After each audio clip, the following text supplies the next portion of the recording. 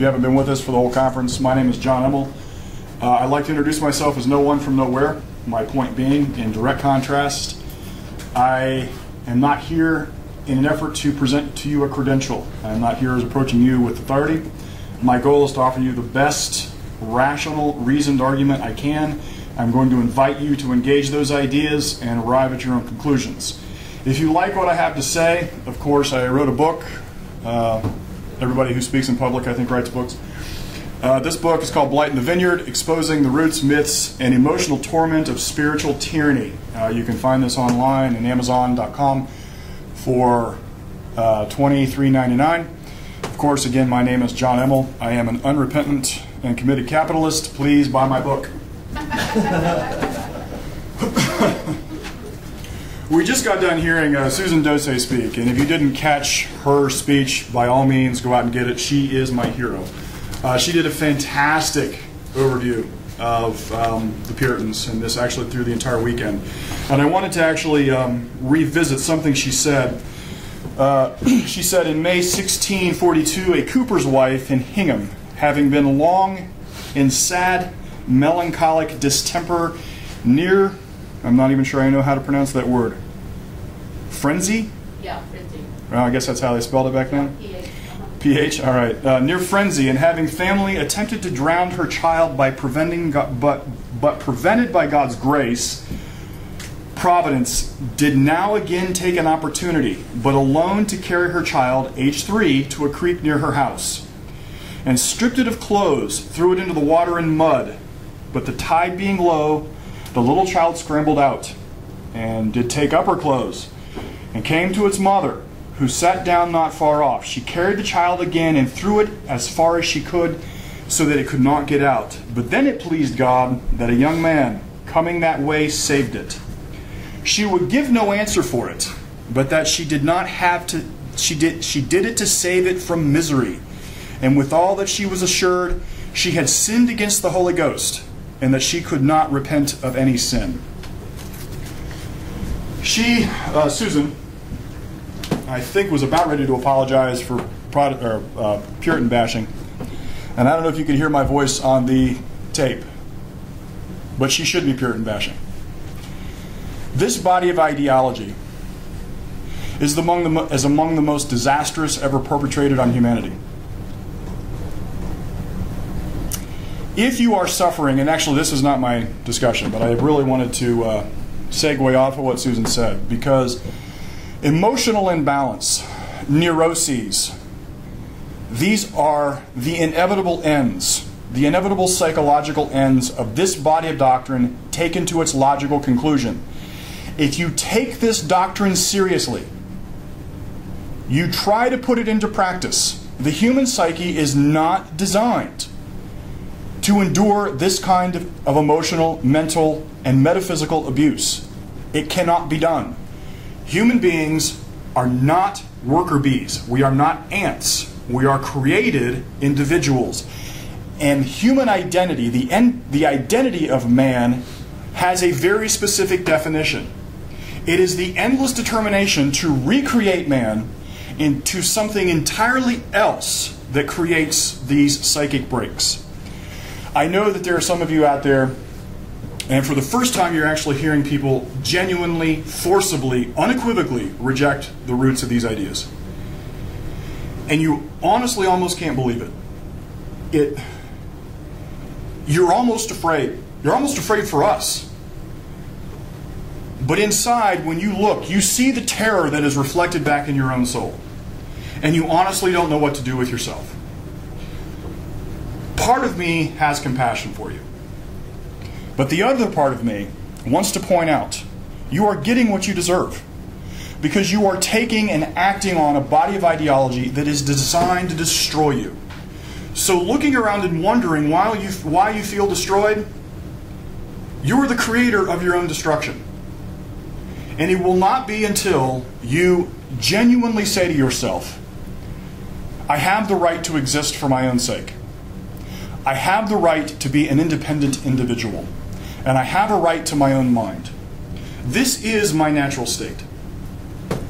And until you can do that, you're going to continue to feel and suffer the kind of neuroses that this woman felt, the need to want to destroy, just so she could find some certainty in her life.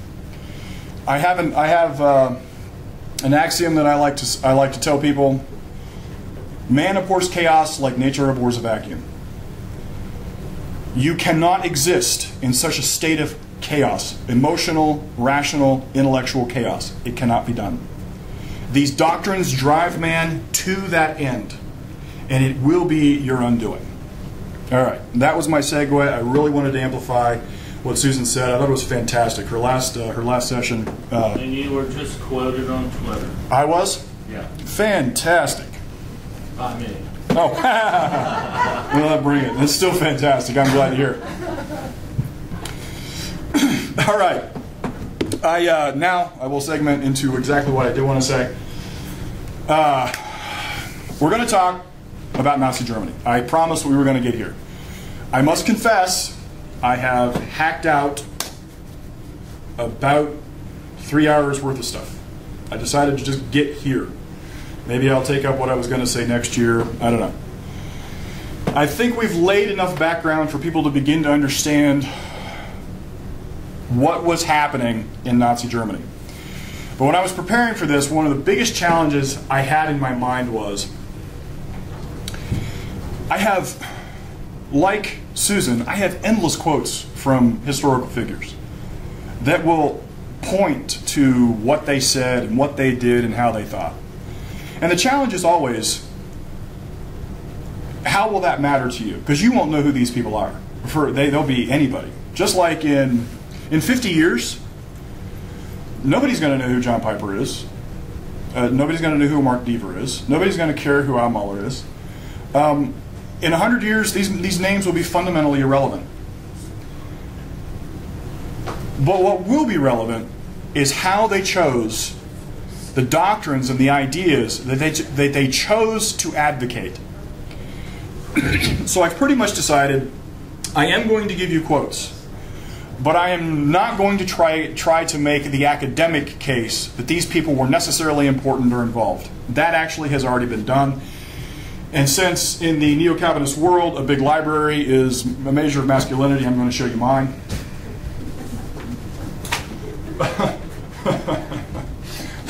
Yeah, I've only got 4 books, or 5 books, so I'm secure, right?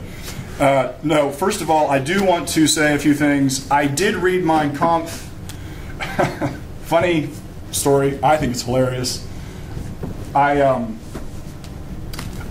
like to read and study in restaurants.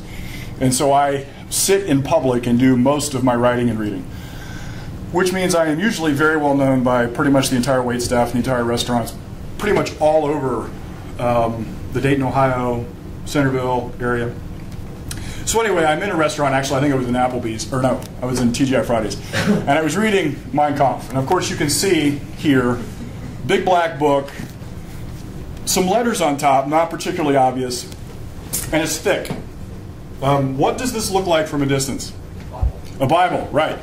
So I'm sitting there reading, and there's this woman. I must observe that she was a black woman. And she had her Bible open, and she was doing the Christian, she had her Bible open, and everybody that came by, she was kind of heading at their direction to see that she was reading a Bible. And she was determined to stop anybody that would pay her any attention at all to recognize that she was reading her Bible. And of course, I'm studying Mein Kampf. And now, mind you, as I'm reading this, I never once felt the compulsion to grow a little funny mustache or Heil Hitler, none of that. None of that happened. Nothing will jump off on you if you actually happen to read on this and compel you to start saying Sieg Heil, Sieg Heil. Nothing like that happened. So anyway, I'm sitting there reading this book, and she thinks I'm reading a Bible. And so she finally says to me, so what's your favorite passage? And I said, well, there's one in here about the Great Lie that's pretty good. And she looked at me real funny, and she goes, I don't understand. And so I picked it up, and I went like this. Okay, pale face, tall, blue-eyed. I know it's gray now. It used to be blonde. Mein Kampf. Watching her roll through a reaction was fantastic. She just the longer she looked and the longer it took her to make the equation, she finally, and within, I don't know, maybe about 2 minutes, she finally goes, well, you have a blessed day. She packed up her Bible. Out she went. What's that? I'm surprised she even knew what Mein Kampf was. Well, her reaction told me she did, because I gave no explanation. Really and truly, this is all I did. That's it. I gave no explanation. So anyway, I did read Mein Kampf, and I did it for a reason. I just wanted to see what the man had to say. I told you I started on this quest to understand this dynamic. What was unique about Nazi Germany? Or was it unique? How is it that Christians, Lutheran Christians, and the National Socialists got together? What happened? And so I wanted to see actually what Hitler had to say. And the reality is, well, I'll tell you what he had to say here in a minute. I do want to move on to a few other books. You've heard me talk endlessly about the evolution of Western philosophy. I know there are people out there that are going to be interested in this. I'm going to put this out there for everybody to see. Can they see it? Yeah? Okay. History of Western Philosophy. This edition... This edition, actually, there are five here. I'm going to give you all of the titles. The Classical Mind, The Medieval Mind, Hobbes to Hume, Kant in the 19th century, the 20th century, Wittgenstein and Sartre. This is by W.T. Jones. W.T. Jones wrote this series. I find this series very readable. If you are interested in a good introduction to the evolution of Western thought, the philosophy in particular, highly recommended. It's the deep end of the pool, but it's accessible to anybody who's interested in engaging their brain. It's work, but worth it. All 5 volumes, I have all 5 volumes, they're fantastic. Then in relationship to this topic of conversation, I read theologians under Hitler, Gerhard Kittel, Paul Althus, and Emanuel Hirsch. The author of the book is a guy by the name of Robert P. Erickson, for those of you online. This man lays, well, Erickson's interest is in trying to show how pretty much well-known, well-respected theologians in National Socialist, pre-National Socialist Germany were on the forefront of advocating for Adolf Hitler, and the theology, the ideology up underneath the Christian church, and specifically the evangelical Lutheran church, their commitment to National Socialism and why he actually goes on and makes the case, really and truly, there is no wiggle room in this. The Lutherans were on track. There really was no functional distinction between the Lutheran conviction and the rise of National Socialism. He does a pretty good job. He has his summary in the back of the book, I think, is mostly bogus. But this isn't a book review. I'll let you guys go ahead and make your own decisions. Then I want to actually draw your attention to this one, the Holy Reich. This one is the Holy Reich, Nazi Conceptions of Christianity, 1919 to 1945. This is written by a guy by the name of Richard Stegman Gall. I think I pronounced that name right. If I didn't, I apologize. Richard, you wrote a fantastic book. Highly recommend. You can see this is well loved. I have poured through this thing. He gives probably the most detailed account, the most academically based account of the Christian relationship to the rise of National Socialism. He wrecks pretty much every myth out there about this evolution. I have found no appreciable academic rebuttal to his work. I'm going to let it stand on its own merits. And many of the quotes and comments I got about what I'm going to talk about, I got from him. So I am relying on his scholarship, and I think I'm justified in doing so. This was, and then last, and certainly not least, I must give credit where credit is due. This book connected the last of the dots for me. This is Ominous Parallels, and it is by Leonard Peikoff, P-E-I-K-O-F-F. His grasp of the evolution of Western thought and how it specifically associates with the rise of National Socialist Germany is really unmatched and unparalleled. Highly recommend. if you want an infinitely more detailed discussion, and not least of which how it ultimately applies to our current situation, also highly recommended. And then, did I mention I wrote a book? Buy it. All right.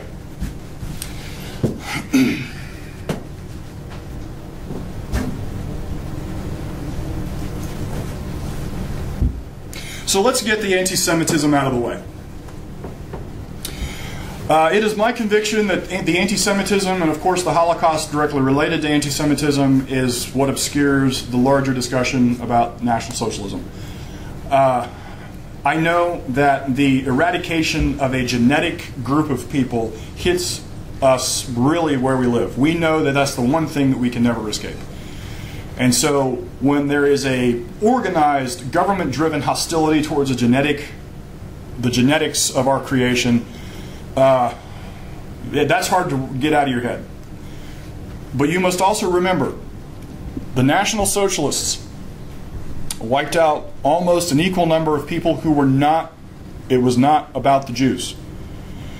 They wiped out pretty much anybody they decided stood in their way of whatever their statist ambitions were. So, like I said, let's go ahead and get the anti-Semitism out of the way, so I think we can actually begin to focus on the roots and sources, the real reasons. And not least of which, we're going to start with the champion of all Germans, Martin Luther. Martin Luther, well, I'm going to read, and then I'm going to make my case here in a minute. We'll start with this one. This is out of the introduction of On the Jews and Their Lies. This is a little known, well, it's little known to people who don't pay attention. This is a little known book that Martin Luther wrote. And here's what he said. I had made up my mind to write no more about the Jews or against them. But since I learned that those miserable and accursed people do not cease to lure to themselves even us, that is, the Christians, I have published this little book so that I might be found among those who oppose such poisonous activities of the Jews and who warned the Christians to be on their guard against them.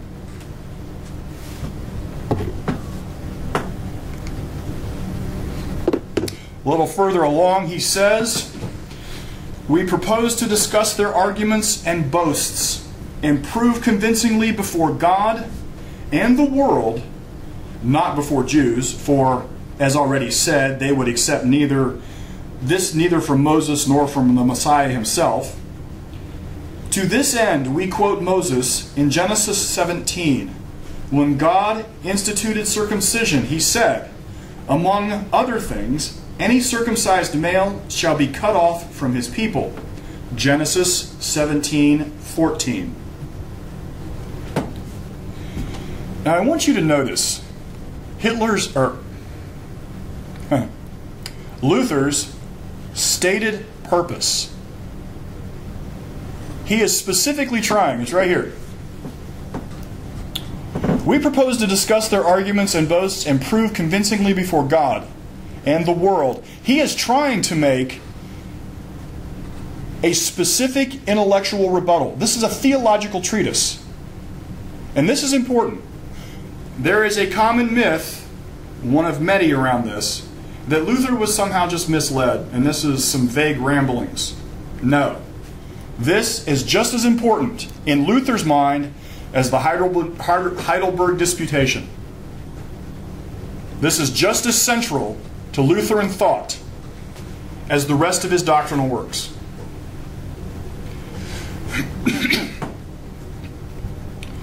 It is, like I said, it is often said in his defense that Luther was a victim of long-held prejudices. He was merely reacting out of historical biases. That it is the unfortunate writing of an ignorant soul. That he can't really be held responsible for the actions of people 300 years in the future. I contend this is all nonsense. Luther wrote this when he was 60. And this is after a long considered development. Notice in his first comment, he said, I made up my mind to write no more, either about the Jews or against them. He had a long history of dealing with the Jewish people in his mind. So he writes this at last because he ultimately believes he must organize a defense against Christianity, for Christianity against the Jews. So those people who actually insist that Luther is somehow not culpable here are people who are trying to wipe out reality and rewrite history.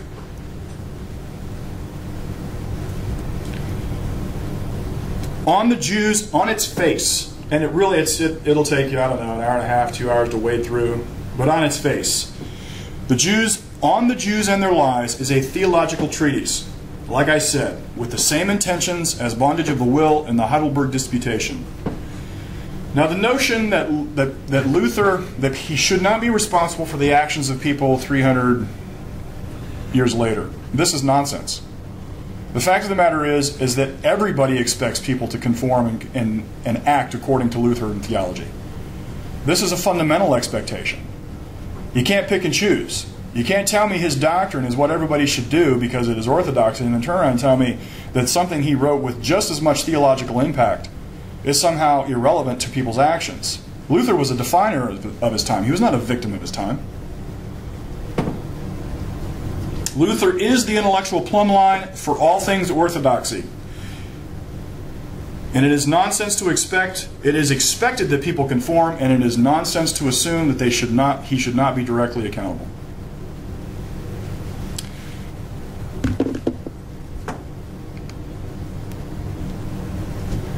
He goes on to say, "Shame on you, you damned Jews, that you dare to apply this earnest, glorious, comforting word of God so despicably on your mortal, greedy belly, and that you are not ashamed to display your greed so openly. You are not worthy of looking at the outside of the Bible, much less of reading it. You should read only the Bible You should read only the Bible that is found under the sow's tail, and eat and drink the letters that drop from there." Do I really have to unscramble that? This is the kind of stuff you'd find in an elementary school yard. Go eat poop and pee? Really? Now, I didn't say it was a great theological treatise, and I didn't say he was a whiz kid of theological defense. I'm only telling you he intends this to be held this way. But I do want to notice the eat pig crap and pee thing actually gets the thing that gets lost is the other theme. Did you see it? For those of you who can't see me online, I am pointing to the word greedy belly. And that you display your greed so openly. Do you see greedy twice in this section? Now, I did a brief search in the PDF that I had, and I found the word greed 15 references. Jewish greed 15 times. Put that in your head.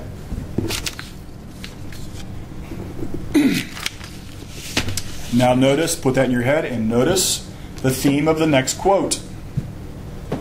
"They curse us goyim," the Jewish word, the Hebrew word for outsider, right? I don't remember.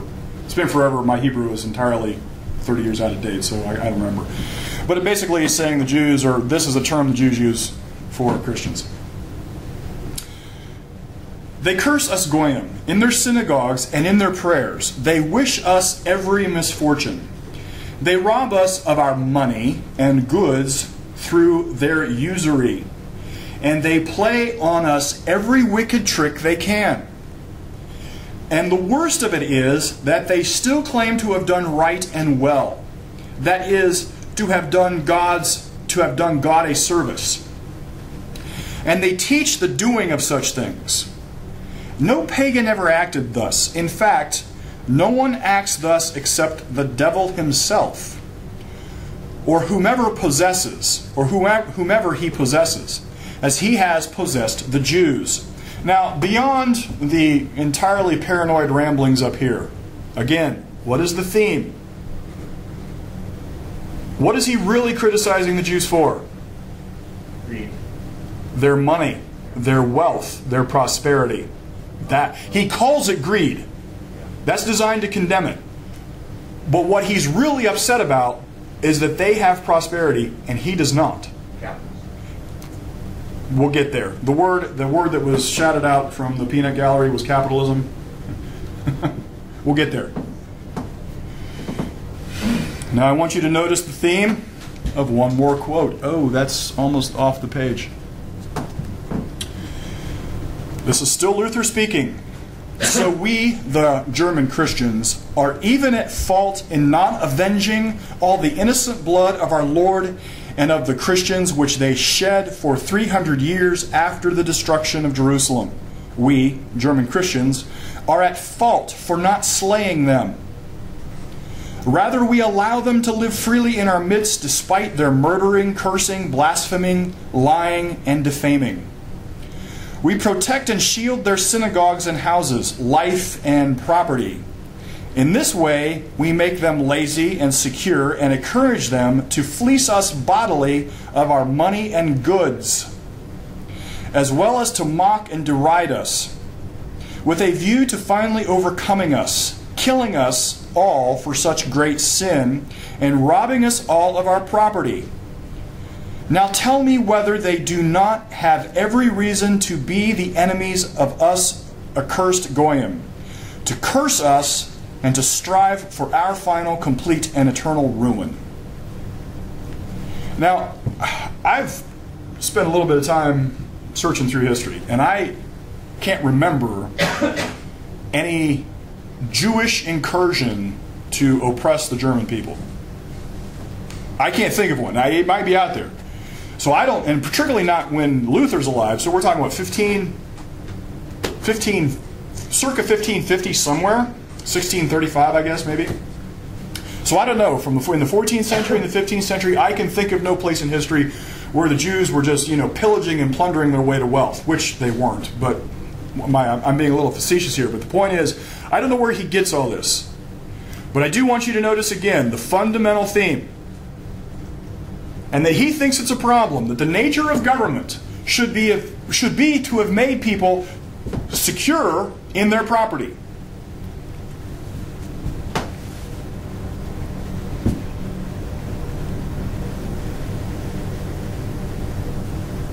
And I missed a quote. I had a good one. And it is not in here.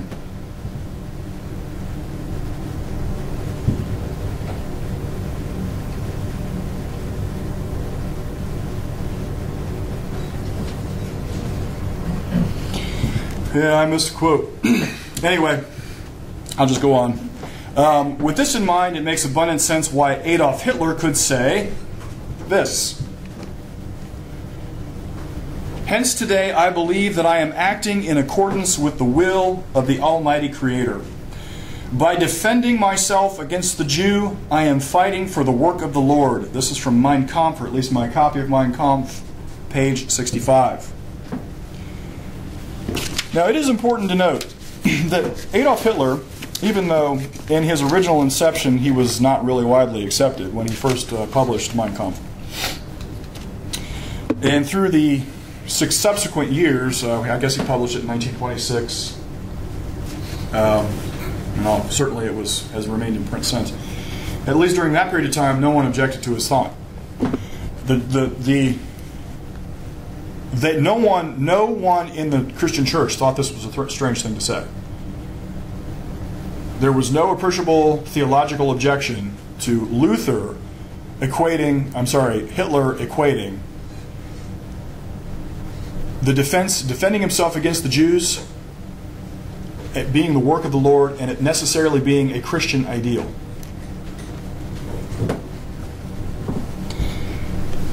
So what you're actually seeing here, as we roll from Luther to Hitler, we're seeing a theologically founded anti-Semitism was in fact considered Christian orthodoxy for most of church history. The Orthodox position shaped how the Christian Orthodox position is what shaped how the Germans created their legislation. And this is well documented. Here is a guy by the name of Kirchbischof Rust. Now, I believe Kirchbischof is church bishop. I think that's the translation. My German is non-existent, but I think I'm pretty close. He makes this comment in June 1933. If anyone can lay claim to God's help, then it is Hitler. For without God's benevolent fatherly hand, without his blessing, the nation would not be where it stands today. It is an unbelievable miracle that God has bestowed. It is an unbelievable miracle that God has bestowed on our people. The unbelievable miracle being Adolf Hitler. Germany's population was roughly 65 million people in 1930. I want you to notice this next quote.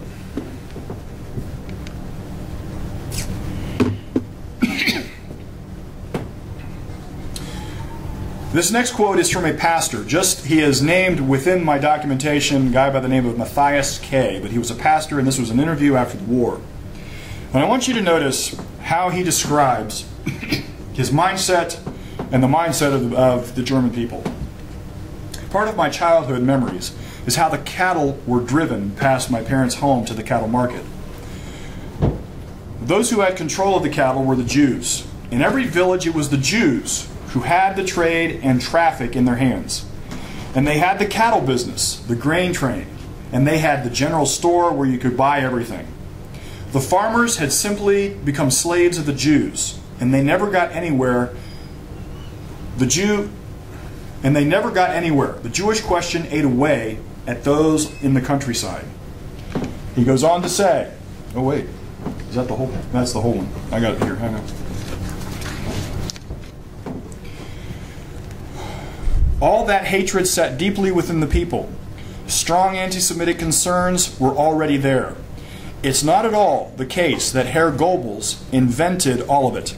Rather, the entire ideology and also the rhetoric were there. The Nazis had only to take it and carry it to its conclusion.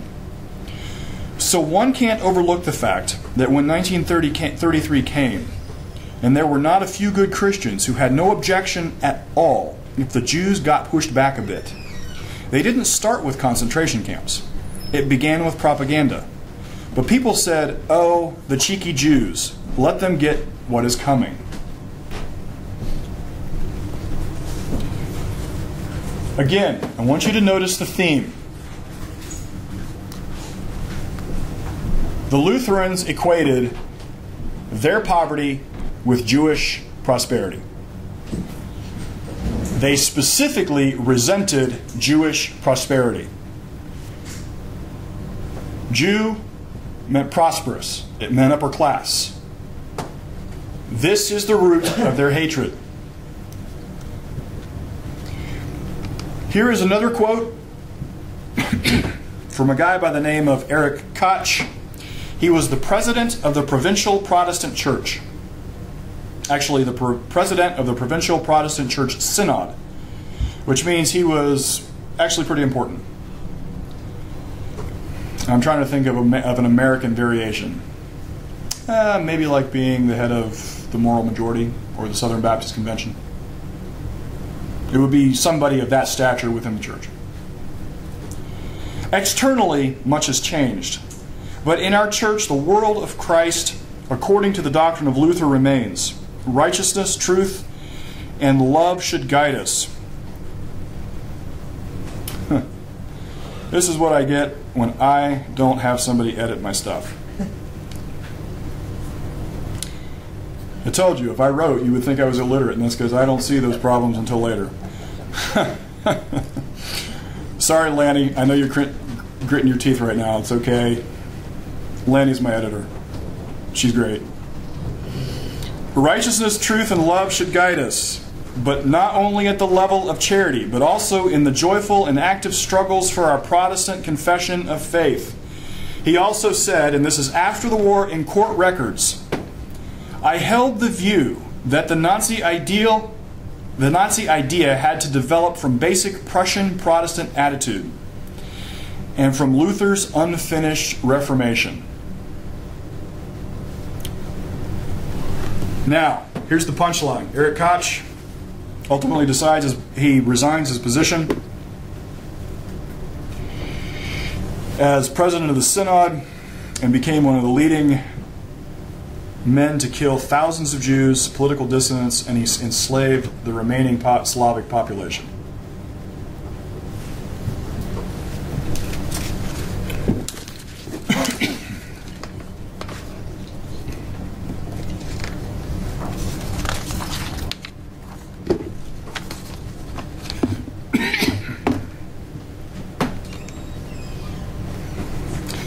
This is the cover from something called, this is a pamphlet created, let's see, what's this called again? The Cross and the Swastika. This is the cover for a pamphlet created.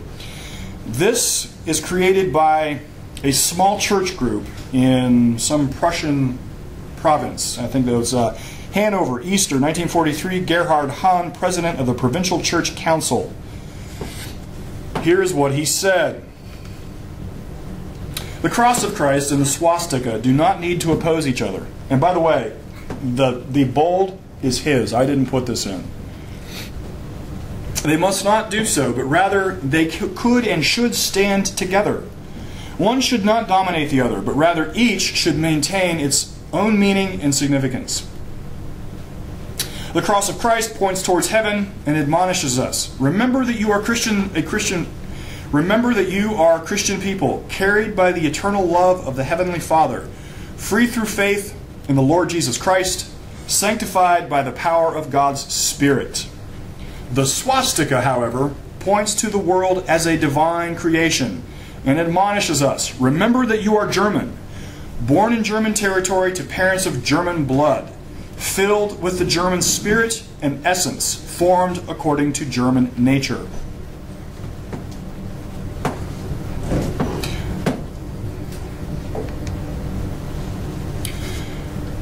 He goes on to say later in the pamphlet, the cross of Christ and the swastika must have a positive relationship.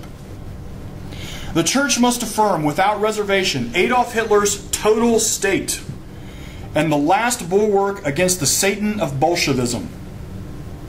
It should not be forgotten that, had it not been for Hitler, we would have long since sunk into Bolshevism and probably would no longer have churches and ministers. The Church must affirm without reservation the Führer of the National Socialists, Adolf Hitler, the Chancellor of the German Reich. He expects the Church to help build the Third Reich. It is the task of the Church to create and provide this foundation.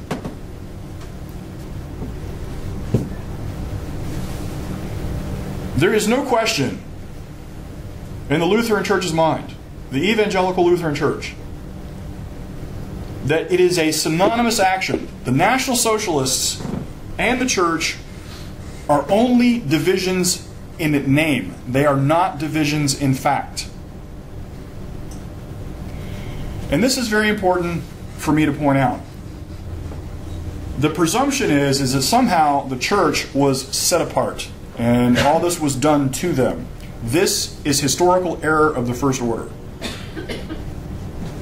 The Evangelical Lutheran Church, and when I say Evangelical Lutheran Church, if you look at the Evangelical Church here in the United States, we are talking about a denomination, doctrinal distinctions of virtually no difference.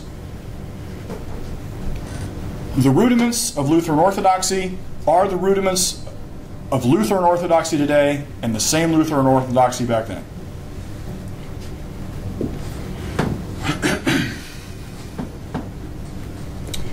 So let's ask the question, what causes this kind of devotion? Let us briefly explore the idea that Christians are led astray. This is actually a big one. There are three variations of this. Hitler was possessed, it was the devil, it was satanic delusion. I have heard this objection a few times, and this is one of those objections that I'll be blunt. You shouldn't utter this in public. And here's why.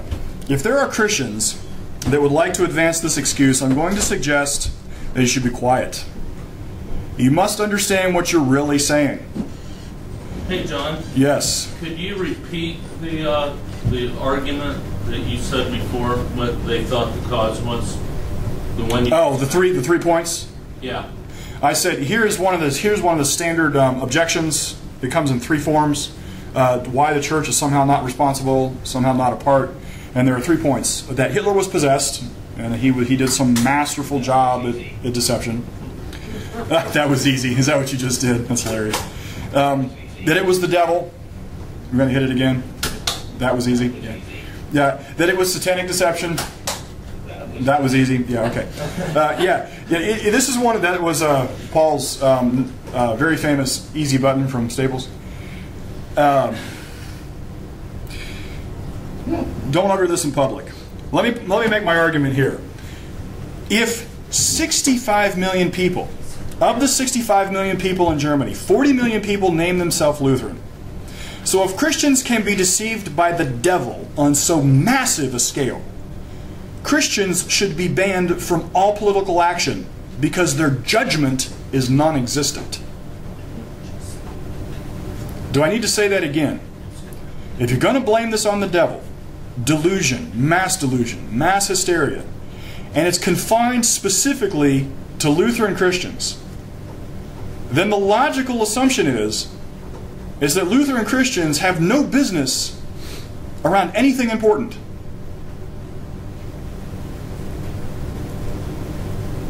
Blaming mass action on demonic forces makes the governing force of man's mind malevolent ghosts. If the devil can corrupt Christian epistemology, then the solution is to make sure that Christians are kept far away from all the important decisions. There should be no Christian in the White House near the nuclear button.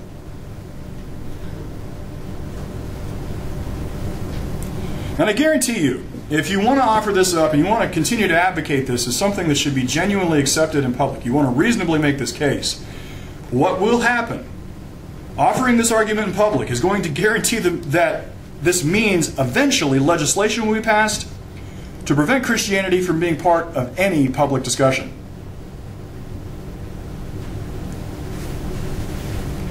Now here's a variation on the same argument. It's kind of the Steven Spielberg defense. You can remember the Raiders of the Lost Ark and the maniacal Nazi who wants to find the Ark of the Covenant and he wants to gain absolute power and all that nonsense. And it was that the Nazis were led astray. The Nazis led the world astray because they advanced cultic doctrines. And if they hadn't had a failure of these cultic doctrines and they had real Christian doctrines, they wouldn't have done these things. Their obsession with the Nordic gods corrupted political truths. Well, first of all, this still means that Christians were incompetent to grasp the truth. In other words, they saw what was happening, they saw what Adolf Hitler said, and they still could not grasp what the man was saying. This, of course, still speaks to Christian epistemological incompetence. But I want to make a secondary point. And it has to do with the source of moral action. And I know this gets people, because as of right now, most Christians are under the expectation that the last best hope for human morality is Christianity. And the Neo-Calvinist movement has set themselves up as the last great hope. Without them, the United States is doomed to total moral chaos. And the reason they say this, and of course we've heard this theme creep up in some of the conversations in and around some of the discussions, that because the Bible says, thou shalt not whatever, that is the actual source of morality. And I know why people say that. But what you're really saying is that the source of morality is located in a metaphysical other world. Now here's the problem. The moment you open the door to the source of morality being another world, you have severed morality from this earth. And you have opened the door and you have no control of what walks back through. If the Christian God is the source of morality, then why can't it be the Muslim God or the Hindu God? If morality is merely the product of a transcendent religious world, then the entire transcendent religious world is available. And this is where Christians, they think that by saying the Bible says, the Bible says, the Bible says, that they are going to somehow gain traction, the easiest way to defeat this argument is to say, so what? It is ultimately no argument. And it is at its root, it ultimately severs man from morality. If there is no reason to be moral, then man has no means to be moral. And this is, of course, exactly what the historic Calvinist teaching is. That because there is this transcendent world, this heavenly realm, man is corrupt, man is morally corrupt, man is metaphysically corrupt, he can't do good anyhow. So at the end of the day, the Christian doctrine ultimately condemns man to the exact same place as antinomianism does. It's the exact same position. Antinomianism ultimately says that there are no laws with which man is morally obligated to keep. So, whatever. Well, the doctrine of pervasive depravity is effectively the same thing. The nature of man's depravity is so vast, he can't keep the law. He can't be moral. We're exactly the same place. So at the end of the day, Christianity is actually not advancing morality. And of course, we see the prime example in National Socialist Germany. And let me chime in that this is the mantra that we hear constantly in New Calvinist Church. The dissing of, and here it is, moralism. And what do they mean by moralism? Do's and don'ts. Basically, what you're saying is this is where it comes back around to antinomianism. Correct. You know, because that's their take. Yes, correct. Now I would like to actually address the assumption that the people just didn't know what Hitler and the Nazis were going to do. First of all, I want to reiterate, there really was no practical distinction between the church and the National Socialist Party. Inasmuch as they were Christians, they considered themselves National Socialists, and National Socialists pretty much considered themselves Christians. Now, it doesn't specifically matter whether Hitler or Goebbels or any of the rest of those guys actually had a statement of orthodoxy unto themselves. It's irrelevant. The point is that what the people heard from the leadership, they saw no conflict with in their Christianity. This is crucial. But now I want to dispel the myth that they just didn't know.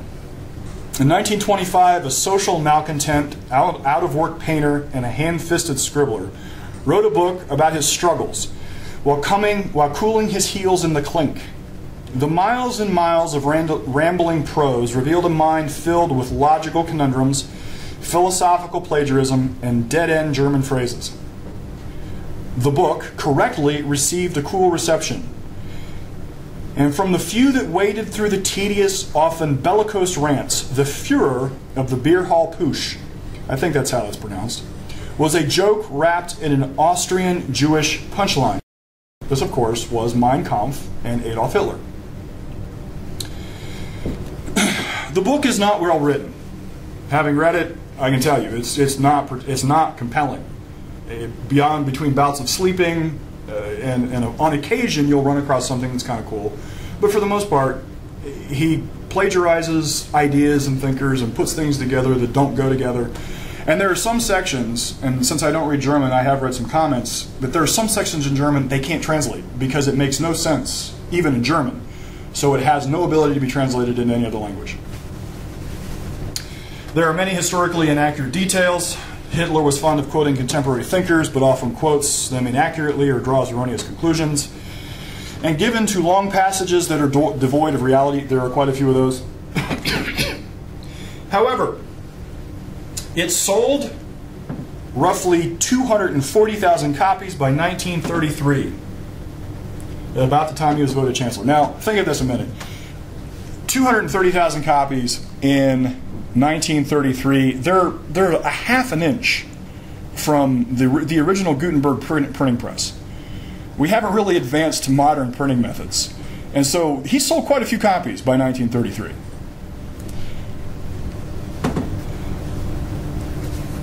After he was elected chancellor, Mein Kampf was a wedding gift to every newlywed couple and every soldier.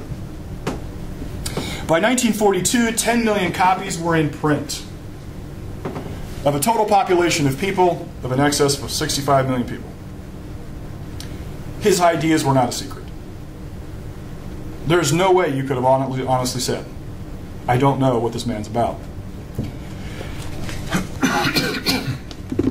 He was not a master communicator. He did not have some massive Svengali hypnosis, Chris Angel ability to compel you to think things. Like I said, I read the book and never once went see Kyle. Not once. This error, and the error behind this is what I want to highlight. The error behind assuming that it was his force of personality that did this leads people to ignore the ideology. It leads people to equate tyranny with the flamboyant and the charismatic. Political action is not sustained by personality. It is always ideology. Ideology is philosophy turned into political action. But there was nothing unclear about Hitler's program. Adolf was a shrewd judge of political actions and adversaries. He told everyone what he thought and how the political program should progress. He detailed rearmament in spite of the Treaty of Versailles, territorial expansion in spite of the Treaty of Versailles, the abolition of democracy, which at that time would have been, I think, the Weimar Republic, which was a joke of a government, and a commitment to socialism, the means of production, distribution, and exchange controlled by the community. His commitment to statism. He believed in the German state. He believed that the people born of the German blood were property of the German state. He believed in eugenics, the elimination of the Jewish threat. Now, mind you, he believes in eugenics, and the bulk of Germany believed in eugenics. Now, the specific application to Jews hadn't quite manifested yet. The final solution, but it still hung out there. No one really objected, and certainly no one objected to the root of genocide, which is eugenics, the assumption that the state has the right to end somebody's life for whatever reason. And ultimately it detailed his contempt for the Catholic Church, and the reason he had contempt for the Catholic Church is because he knew German Catholics were not German first. He knew they were Catholics first, and he knew he could never impact Rome. So he knew he could never dominate them. He couldn't dominate, since he couldn't dominate Rome, he never had access to their minds. And he thought they were rich, and he had a whole list of objections. But for all of his failure, Mein Kampf revealed was threefold. It was a crystal clear picture. It was a detailed blueprint for National Socialism. It showed a man who had an amazing capacity to size up his political adversaries and allies. Hitler was not it. He was not stupid. I don't know if he was necessarily a genius, but he was not a stupid man. And above all, it showed that he was a man who believed it was moral to build the first and exploit the second with impunity. And this is the bottom line. The political ideal, the social ideal, the government ideal was no secret. It was available for anyone paying attention. And the people did pay attention, and they agreed. And that is the point. National Socialism voted. The people of Germany voted to put Hitler in power. And that's because they saw no fundamental distinction between what they believed as Christians and his specific policies.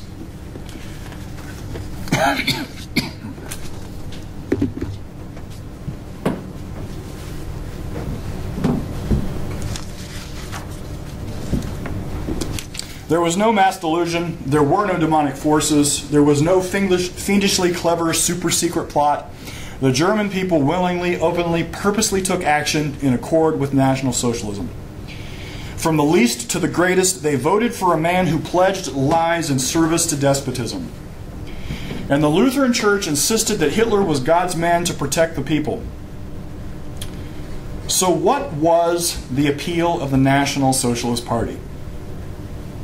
And before I can explain the answer to that question, I have to lay one more foundation.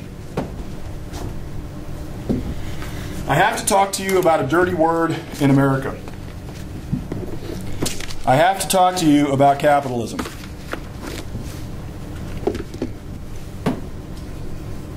Capitalism has become a byword in the United States. Actually, a byword globally. Rarely do you hear anyone speak openly about being a capitalist. And that is because there is an all-out assault to destroy capitalism. And that assault is largely led by the fact that most people have no clue what it is. No one has ever explained it to them. And capitalism is not specifically economics. Most people are sort of vaguely aware of what economics are. Capitalism precedes economics, because until you understand capitalism, your nature of your economics, there are plenty of economic theories, but capitalism is unique. So now I'm going to actually talk to you about that. There is a common assumption that there are forms of capitalism. The governments practice various forms of capitalism. This is actually not true. There is actually only one form of capitalism. In the 18th century, a group of French economists called the physiocrats identified that wealth was the product of individual production. Now, you will remember for our discussion on John Locke, this is also the conclusion that he arrived at, that the nature of human work, individual property, was the product of physical labor, his labor. Well, the product of his labor. And the product of his labor is broken down between his reasoning power and his action to organize whatever his substance is. And the physiocrats were exactly right. This is a profound contrast. The physiocrats said that the nature of production is the source of wealth.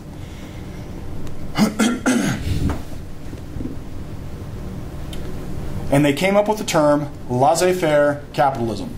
Laissez-faire means hands off, or don't touch, or leave it alone.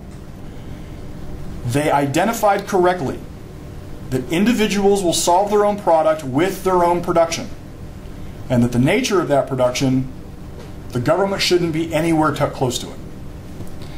And this was a profound contrast to the traditional explanation of a nation's wealth. E.g., it was either the wealth of kings, the country's gold reserves, the country's arable land. They were the first to formulate the government should keep its hands off of economic transactions.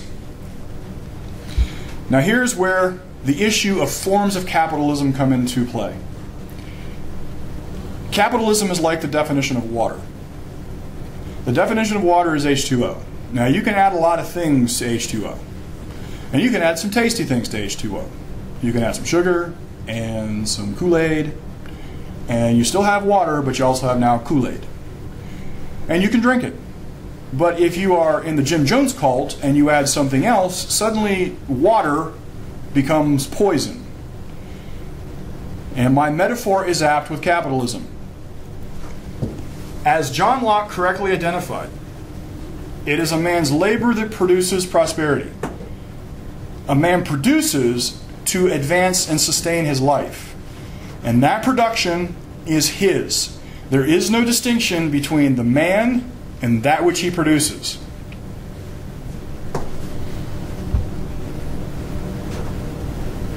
John, could I interject something? Yes, go ahead. You might get into this, but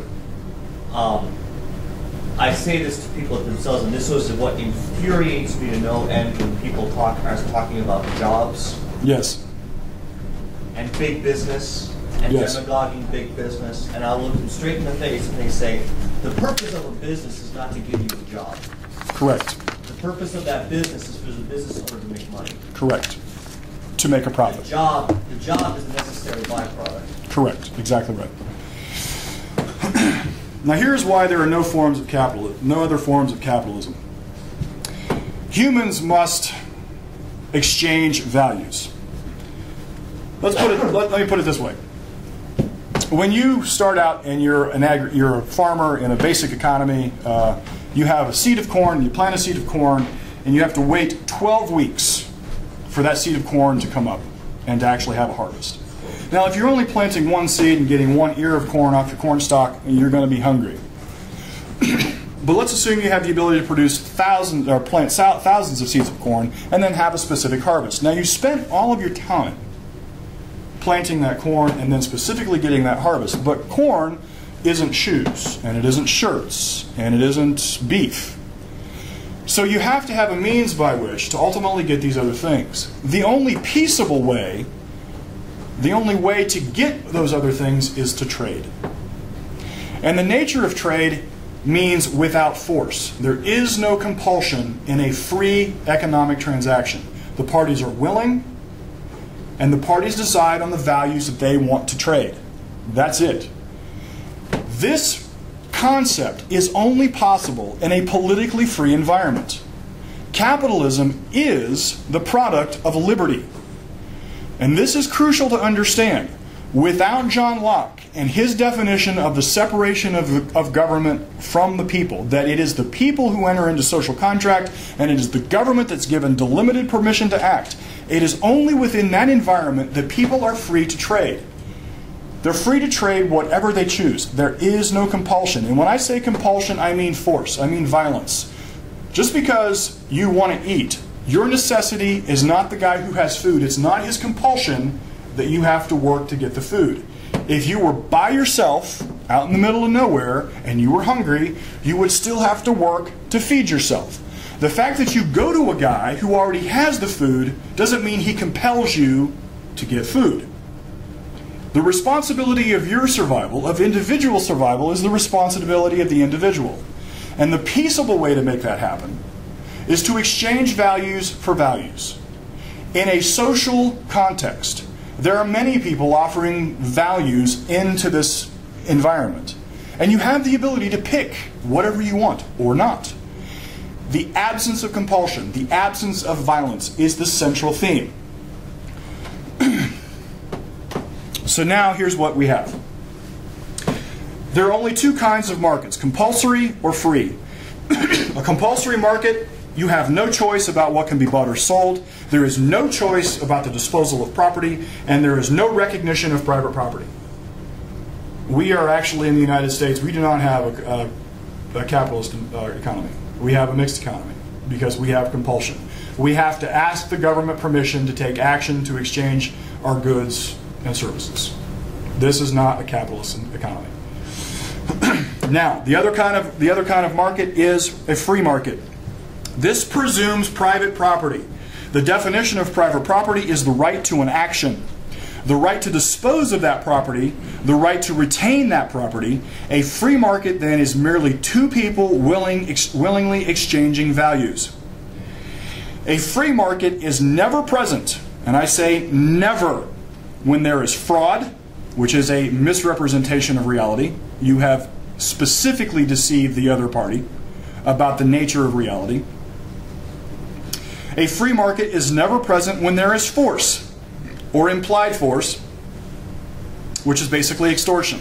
They are elements of the exact same thing. So, a free market requires private property and free individuals. Actually, it goes the other way. Free individuals produce values, and they must be entitled to their private property. And private property, by definition, means they can dispose of it as they see fit. Now I have to give you a root discussion of money. And in the Christian world, this people are going to get a little buggy, but it can't be helped. You've got to understand what money is and what money is not. You don't work to get money. You work to create money. Let me go back to my seed planting comment.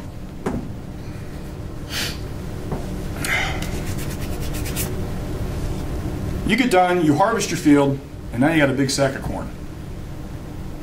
Now I got to figure out how to get that sack of corn to somebody who has cows. The guy who has cows has to figure out how to get his cow to me. But the problem is that a half a cow is not worth a whole cow. A whole cow is alive. A half a cow is not. So we get a loss. We don't have an easy means by which we can exchange these values.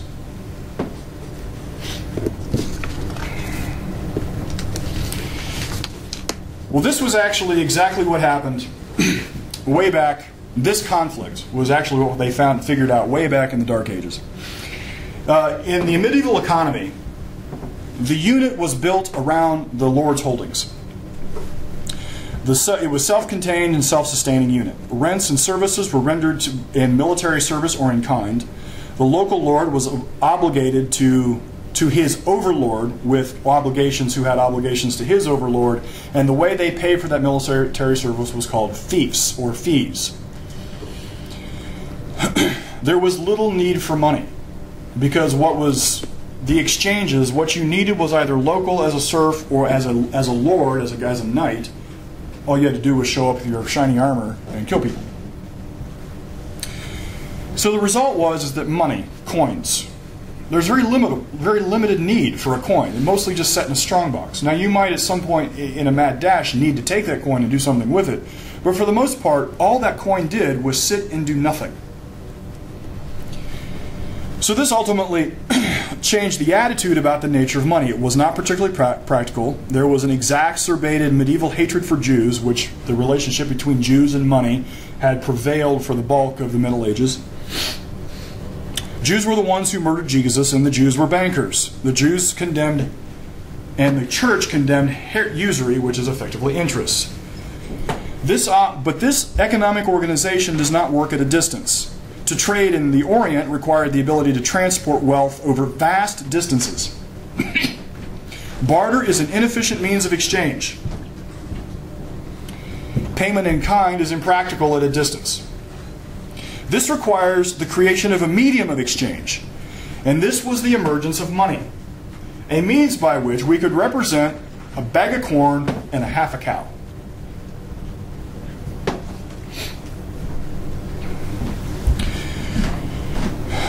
The change in the means of financing commercial transactions. Now here's what ended up happening. Interest or usury is the incentive of those with capital. Your excess production, you actually get done planting your corn, and you've planted 1,000 seeds, and now you have tens of thousands of seeds. What you don't eat between the end of harvest and the next day is your excess. This is work that is now stagnant. It's not doing anything. It's not producing anything. This excess prosperity is your capital. You need that excess prosperity to continue through time and then to plan for your next action of prosperity, your work to produce more. Well, in an agricultural environment, your line of production, the distance on your production is your growing cycles and maybe a year. But the more industrialized you get, the longer your production cycle, your sight line has to be. So you need larger and larger holds of production held in store. This is the root of capital. This is what capital is. It is merely production held in a static state that you have the ability to then distribute down through time so that you can produce your next action. Do you understand what I mean? All right, fantastic. Well, of course, for lots of reasons, gold and silver became the standard means by which you could actually take a half a cow and exchange it for corn. And that coin then began to hold value. No longer do we have the medieval organization. No longer is it just sitting in a strongbox. Now the guy with the gold needs an incentive to invest himself in this process. He has no reason to give it up unless he has some incentive to put his gold, this medium of exchange, at risk. And this is the need, the fundamental need, underlying need of a capitalist society. The ability to take static production and then give it the opportunity to be put into production by people who want to take the risk. Now, in a free market, in a capitalist culture, you have no guarantee. The government is not there to penalize you, and it's not there to advantage you. This is why I said there is only one definition of capitalism. If at any point the government enters in and compels or restrains economic action, we're no longer talking about capitalism. And this is very important because I very often hear, on the occasion that I happen to actually listen to talk radio, I am stunned at how often I hear them talking about crony capitalism. This is actually error. I wish they would stop, because it is inaccurate. You put crony in front of capitalism and you no longer have capitalism. When the government is in the business of buying favors by vote, getting money from people who need their legislative benevolence. This isn't capitalism. I don't know what to call it off the top of my head, but it is not capitalism. Capitalism is defined very specifically and very narrowly. How about bribery? Yeah, bribery. Yeah, that'll work.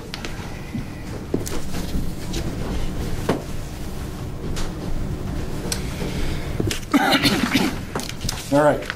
With that in mind,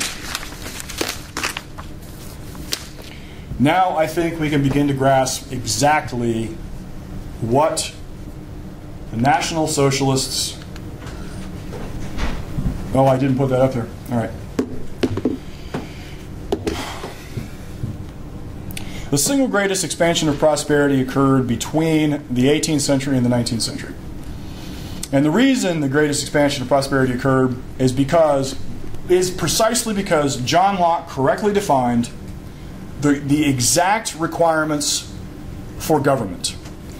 The United States of America, and for a very brief time, Great Britain, put into practice the logical result, which was laissez-faire capitalism, the hands-off.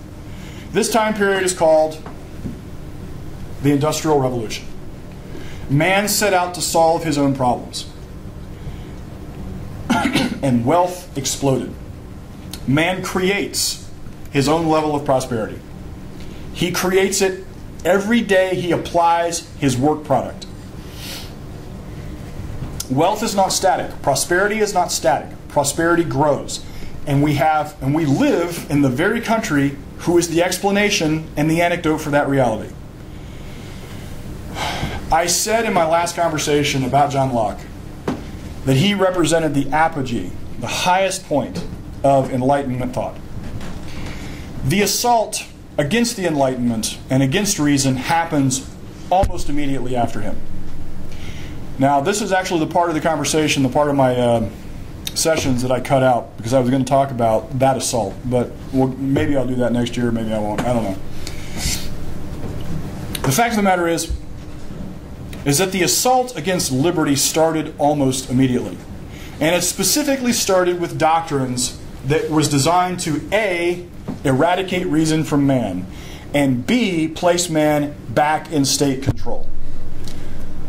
Those two assaults, the philosophical assault against that, is what led to the rise of Karl Marx. And, well, actually first Hegel and then Marx. Hegel and Marx gave a moral justification for the destruction of capitalism. But here's the thing. You can't destroy capitalism without destroying liberty. You can't destroy liberty without destroying capitalism. Because capitalism is merely free individuals acting to exchange values willingly. So the moment you put the government in charge of either of those sides of the equation, either production or person, you're ultimately wrecking liberty. And this is exactly what happened right up through the 19th century. Now, the German people, of course, decided to start World War I. That does not go well for them. But what did happen is Germany became an enormously successful industrial nation. Now, they had some totally inept leadership. The Weimar Republic was a joke. And of course, they were still, in their minds, still Prussian. They were still sort of under monarchy. They tried to sort of throw that off, and not really. They got themselves into World War I. That did not go well. The rest of Europe decides to pile on the German people and really make them pay for it. But, over time, that really began to wear on them. And so what you really have in Germany is collapse. You have economic collapse right on the horizon. Now you can begin to understand why the German people consistently discuss the issue of greed. They resented other people's prosperity. And this is central to the rise of National Socialism. I'm going to read to you from some sections. And how long have I been going? Not sure. Okay. I'm going to read to you from some sections from what became the National Socialist Platform. This was originally published in 1920. This is the original version. The later versions I don't have. But this will give you some sense of what they were after. I'm going to start at point 12. Now, mind you, as I read these, I want you to keep in mind John Locke and John Locke Liberty in the United States of America. That's what I want you to keep in mind. And I want you to hear what they advocated, what these people stood for. In the view of tremendous sacrifices in property and blood demand of the nation, even every war, personal gain from the war, must be termed a crime against the nation.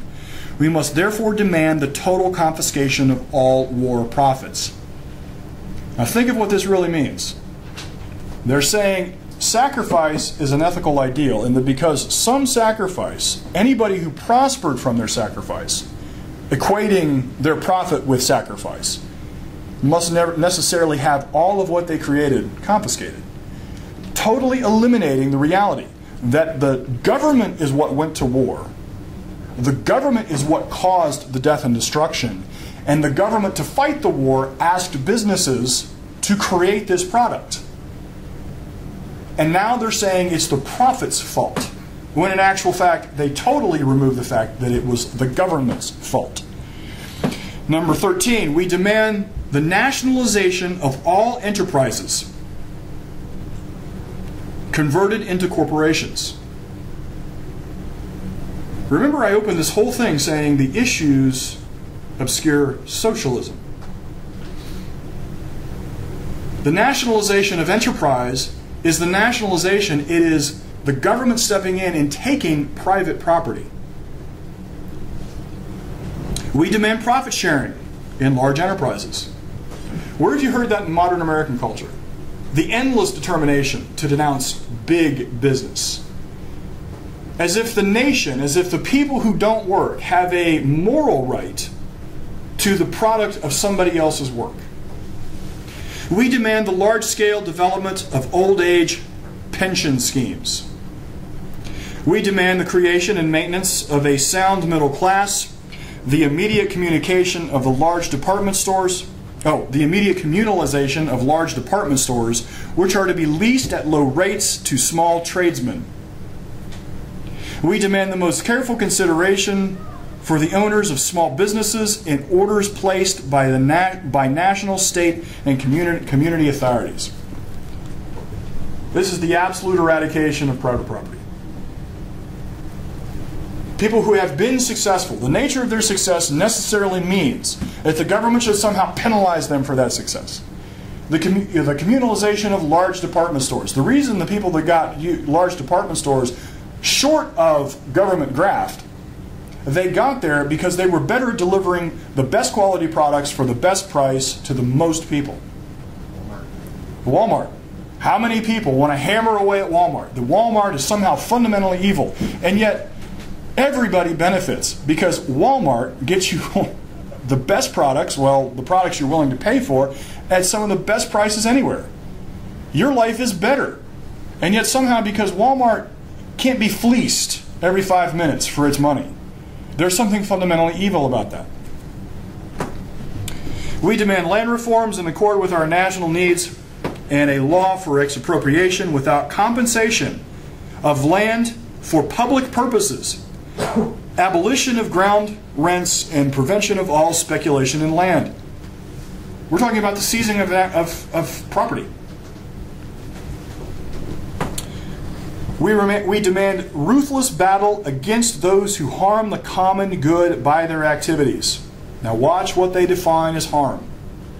Persons committing base crimes against the people, usurers, profiteers, etc. Usurers, in other words, bankers. Bankers were Jews. Jews had capital. Profiteers, people who made money, and are punished by death without regard to religion or race. That was their conclusion. Give us your money, and we're going to kill you. What's this now? This was what? What document are you reading? I'm reading the foundation, the platform from the National Socialist Party. This is what they were advocating. This is what they put out to the world. This is what they put. 1920. This document is 1920. Now, How does that connect with World War I? We're actually, I think, right in the middle. Isn't World War I? Doesn't World War I end 1919? Yeah. 1914 to 1918, somewhere in there. Is my history right? Yeah. I'm sure you'll get some. Ballpark. Okay. Yeah, this is right after. Now this group here, this document, unfortunately I deleted that part of the document, so I don't think I actually have. It actually has another title, but this platform is what became the National Socialist Platform.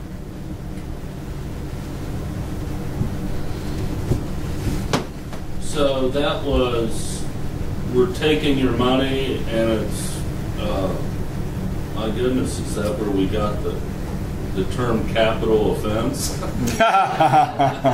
That's good. But profiteers was it give us all your money or we will put you to death, or we're taking all your money and putting you to death? Persons committing base crimes against the people, usurers, profiteers, etc., are to be punished by death without regard to religion or race. I think I read that as, if you have made money by usury or you have made profit, you should be put to death. I think that's what that says. So in other words, they could declare anybody they wanted to declare a profiteer. I don't know if you heard that online, but Paul basically said they could declare anybody they wanted to be a profiteer, and that is exactly right. And that is exactly what they did. And that was exactly the real focus of the Jewish hatred. The Jewish hatred centralized their ultimate covetousness. They wanted prosperity, but the way to get prosperity was to seize it from those people who had created it, or to kill them. If I might point out, this is exactly the fallacy between Cain and Abel. Cain looks at his brother. He has just been rejected. Whatever the value God was after, I don't care if it was veggies or if it was cows, I don't care. Ultimately, whatever he thinks he's going to get from God, he doesn't get. He doesn't get that value from God. But he realizes that Abel did. And his assumption is, erroneously, if he kills his brother, somehow that value will come to him. He totally misunderstood the source of values. And this is exactly what is happening in socialist cultures. It's what happened then, and it is what happens now. The presumption is that because somebody else has it, if I do something to them, I can therefore get it. I believe personally this is specifically the direct root of the command, thou shalt not covet. This is the only command that requires self-awareness to that people. It requires them to actually introspect about the nature of their motive. All others are edicts on action, and it was very simple. But the nature of covetousness is the assumption that you should necessarily be able to get the unearned. Now that has been historically taught to mean you shouldn't actually want things in general. You should have no desires. I think that's a misread. I ultimately believe what God was trying to do is to restrain the Cain and Abel fallacy. The assumption that if I go get somebody else's stuff, if I kill them and take it, then I can have what they have. Ultimately, it never works. This never produces prosperity in a culture, ever. I'm going to read one more here. The party as such stands for positive Christianity without associating itself with any particular denomination. It fights against the Jewish materialistic spirit within and around us. And it is convinced that a permanent revival of our nation can be achieved only from within, on the basis of public interest before private interest. Hear that last part again. Public interest before private interest. Man is first and foremost the property of the state. You have no private interest. Your only interest is your specific responsibility to the collective. These are the founding ideas that actually brought forth Adolf Hitler. He is not the cause. He is merely the extension of a logical body of ideas. And at their root, what causes good men to do nothing? Change the definition of good. I've just read you from start to finish how they defined good. And at the root they said, man is not entitled to his own life. He's not entitled to his work product. He must sacrifice his life on behalf of the collective. They changed the definition of good. You didn't build that. You didn't build that. That's not your property. The government has to give you permission. You want to understand what actually happened in the rise of National Socialism? You want to understand why the church was so specifically involved in the rise of socialism?